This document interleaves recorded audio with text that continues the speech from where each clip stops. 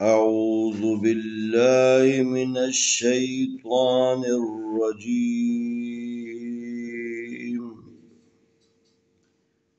بسم الله الرحمن الرحيم.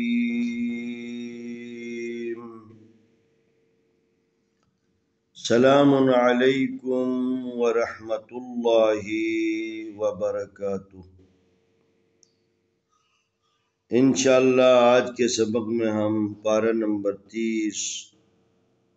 سورۃ اللیل کی آیت نمبر 19 سے 21 تک کی مشق کریں گے۔ وَمَا لِأَحَدٍ عِندَهُ مِن نِّعْمَةٍ تُجْزَىٰ إِلَّا ابْتِغَاءَ وَجْهِ رَبِّهِ الْأَعْلَىٰ وَلَسَوْفَ يَرْضَىٰ وَمَا لِأَحَدٍ عِندَهُ مِن نِّعْمَةٍ تُجْزَىٰ إِلَّا ابْتِغَاءَ وَجْهِ رَبِّهِ الْأَعْلَىٰ وَلَسَوْفَ يَرْضَىٰ۔ واو زبر وا میم زبر الف ما وما، لام ذلی الف زبر آ لی آہا زبر ہا لی آہا دال دو زر دن لی احدن، عین زیر نون عین دال زبر دا عین دا ہا الٹا پیشو عندہو، میم زیر نون من نون زیر عین من نعمیم زبر ما من نعمتا دو زرتین من نعمتین، تا پیجیم تجزا کھڑی زبر زا تجزا، الف زیر لام اللام زبر با لب اللب تا زرتی غین زبر الف غا اللب تغا حمزہ زبر آ اللب تغا، واو زبر جیم وجہ حاضر ہی وجہ را زبر با رب بازر بی ربی حاضر لام ہل ربی ہل، الف زبر عین اعلام کھڑی زبر لا اعلا، واو زبر ولام زبر لا ولا سین زبر وا سو ولا سوفا زبر فا ولا سوفا، یا زبر را یرداد کھڑی زبر دا یردا۔ ہم نے پہلے عرض کیا تھا کہ جہاں پر مد ہے، یہ مد کی ایک شکل یہ مد ہے، اور مد کی دو شکلیں، ایک بڑی مد ہے ایک چھوٹی مد ہے۔ جس حرف کے اوپر یہ چھوٹی مد کی شکل ہے یہ بڑی مد کی شکل ہے، جس حرف کے اوپر بھی یہ دونوں علامتیں آ جائے، جس کے اوپر بڑی مد کی علامت آ جائے اس کو 4 سے 5 الف کے برابر، اور جس کے اوپر چھوٹی مد آ جائے اس سے 2 سے 3 الف کے برابر کھینچنا ہے۔ اور اس کے علاوہ ہمارے پاس کچھ حروف ہیں جن کو حروف مدی کہا جاتا ہے، وہ ہیں واو الف یا۔ واو الف یا کو حروف مدی کہا جاتا ہے جب یہ حروف خود سائلن ہو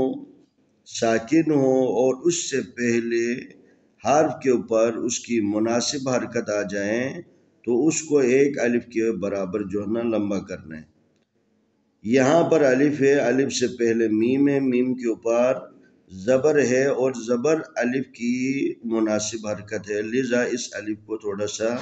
ایک الف کے برابر کھینچ کے پڑھنا ہے۔ اور اس کے علاوہ یہاں پر نون ساکن ہے،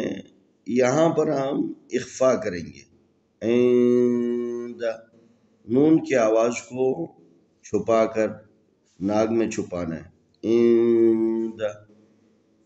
اور یہ ہا کے اوپر جو یہ حرکت لگی ہے یہ الٹا پیش ہے، کھڑی زبر الف کے برابر ہے، مقابلے میں ہے، اور کھڑی زیر یا کے مقابلے میں ہے، اور الٹا پیش واو کے مقابلے میں۔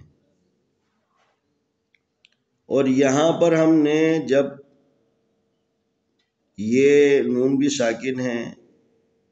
اس کو بھی آگے جو ہے نا پہلے حرف کے ساتھ ملانا ہے، اور یہاں پر جس نون کے اوپر شد ہے یہاں پر بھی دو نون ہے، ایک ساکن ہے ایک کے اوپر حرکت ہے، تو ساکن حرف کو پہلے والے حرف کے ساتھ ملا کے پڑھنا ہے، تو یہاں پر دو ملانے کے جو ہے نا جگہ ہے، لذا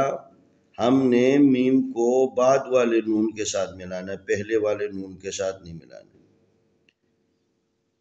اور نون مشدد اور میم مشدد کے اوپر ہم نے پہلے بھی عرض کیا ہے، غنہ کرنا ہے، غننے کا مطلب یہ ہوتا ہے آواز کو ناک میں لے کے جانا۔ یہاں پر جیم یہ ان حروف میں سے ہے جن کے اوپر قلقلہ کیا جاتا ہے، قلقلے کا مطلب ساکن حرف کو ہلا کے جنبش کے ساتھ پڑھنا ہے۔ اب فرق نہیں پڑتا ہے کہ یہ حروف جو جن کے اوپر قلقلہ کیا جاتا ہے جو 5 ہیں جن کو قطب جد کہا جاتا ہے، قاف طا با جیم دال، جب یہ ساکن ہو اصالتاً پہلے سے ہی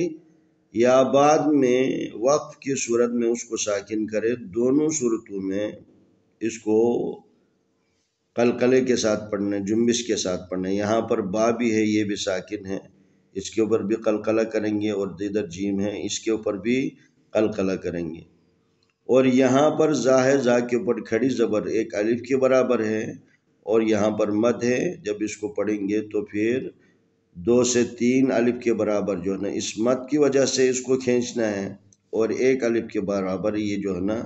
یہ کھڑی زبر ہے اس کی وجہ سے کھینچیں گے۔ وَمَا لِأَحَدٍ عِندَهُ مِن نِعْمَةٍ تُجْزَى إِلَّا ابْتِغَاءَ وَجْهِ رَبِّهِ الْأَعْلَى وَلَسَوْفَ يَرْضَى۔ آئے ہم ان آیتوں کی تلاوت کرتے ہیں۔ اعوذ باللہ من الشیطان الرجیم، بسم اللہ الرحمن الرحیم۔ وما لأحد عنده من نعمة تجزى إلا ابتغاء وجه ربه الأعلى ولسوف يرضى۔ وما لأحد عنده من نعمة تجزى إلا ابتغاء وجه ربه الأعلى ولسوف يرضى۔ انشاءاللہ آنے والی ویڈیو میں ہم اگلا سبق پیش کریں گے۔